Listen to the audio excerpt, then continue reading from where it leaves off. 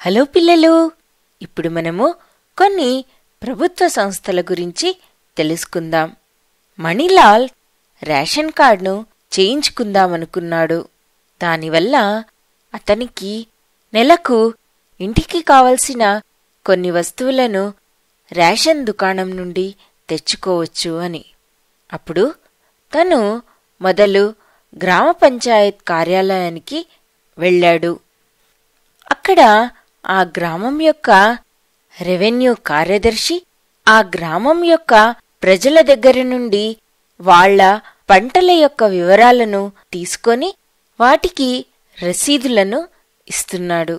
ఆ అధికారి మణిలాల్కి తను ఉండే ఇంటి యొక్క రుజువుపత్రంతో మీ సేవా కార్యాలయంలో రేషన్ కార్డు కోసము దరఖాస్తు చేయమని చెప్పాడు. ఇప్పుడు మణిలాల్ మీ సేవా కార్యాలయానికి వెళ్ళాడు. అక్కడ తను రేషన్ కార్డు యొక్క ఫామ్ని తీసుకొని నింపాడు.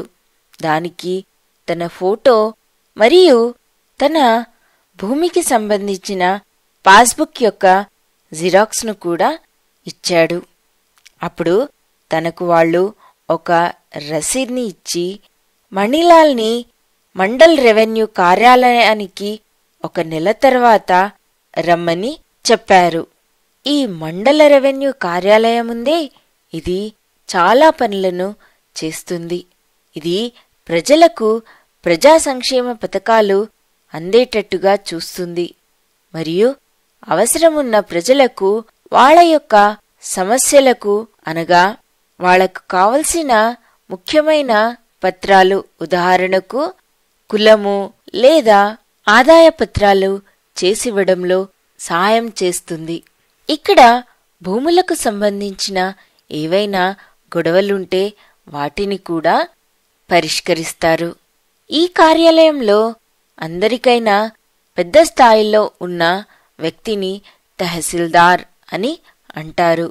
ఆ తహసీల్దార్ మణిలాల్ దగ్గర నుంచి రేషన్ కార్డు యొక్క కూపన్ని తీసుకొని జిల్లా సివిల్ సప్లై అధికారి దగ్గరికి పంపించాడు. చివరిగా మణిలాల్కి రేషన్ కార్డ్ 45 రోజుల తర్వాత దొరికింది. మణిలాల్ మండల్ పరిషత్ కార్యాలయం గురించి విన్నాడు. అయితే ఈ మండల్ పరిషత్ కార్యాలయము ఏం పని చేస్తుంది? మండల్ రెవెన్యూ కార్యాలయానికి మరియు మండల్ పరిషత్ కార్యాలయానికి తేడా ఏంటి? ఈ మండల్ పరిషత్ కార్యాలయం ఉందే అది మండల అభివృద్ధి అధికారి ఆధ్వర్యంలో ఉంటుంది. ఈ కార్యాలయము గ్రామము అన్ని విధాలుగా అభివృద్ధి చెందేటట్టుగా చూస్తుంది.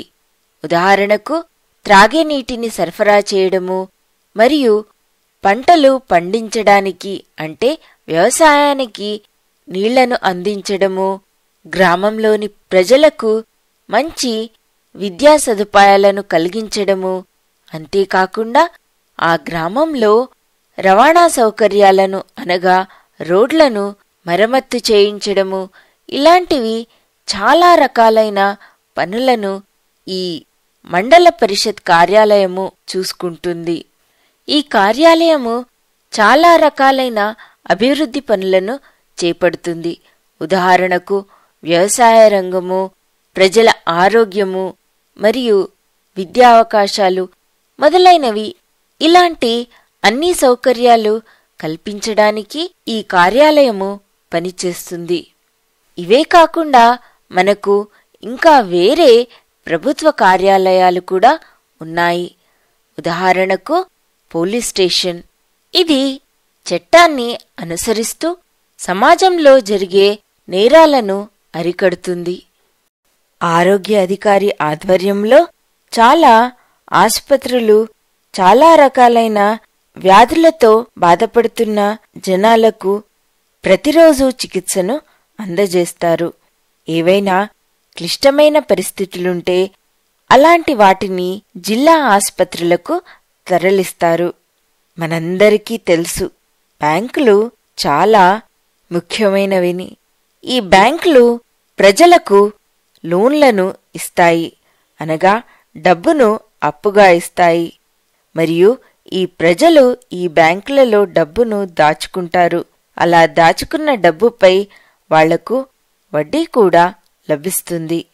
ఒకరోజు మణిలాల్ యొక్క కూతురు అనారోగ్యంగా ఉంది. అప్పుడు తనకి ఒక ఆపరేషన్ చేయాల్సింది. అప్పుడు అక్కడున్న డాక్టర్ మణిలాల్కి ఆరోగ్యశ్రీ కార్డును తీసుకురమ్మని చెప్పాడు. ఎందుకంటే ఆ కార్డు ఉండడం వల్ల చికిత్సలు ఉచితంగా జరుగుతాయి. ఇప్పుడు మణిలాల్ దగ్గర ఎలాగూ రేషన్ కార్డు ఉంది కదా, అందుకు ఈ కార్డు కూడా తొందరగానే దొరుకుతుంది అని చెప్పాడు. అప్పుడు మణిలాల్ జిల్లా కలెక్టర్ ఆఫీస్కి వెళ్లి కార్డును అప్లై చేసి అక్కడ్నుంచి డబ్బును తీసుకొచ్చి తన కూతురి యొక్క చికిత్సను పూర్తి చేయించాడు. మనకు ప్రభుత్వ కార్యాలయాల గురించి తెలిసి ఉంటే మనము ప్రభుత్వము ప్రజల సంక్షేమం కోసము లేదా అభివృద్ధి కోసము వేసే పథకాల యొక్క లాభాలను పొందవచ్చు. అప్పుడు మన జీవితము చాలా సులువుగాను మరియు మంచిగాను ఉంటుంది. ఇప్పటికీ ఇంతే. బాయ్ బాయ్ పిల్లలు.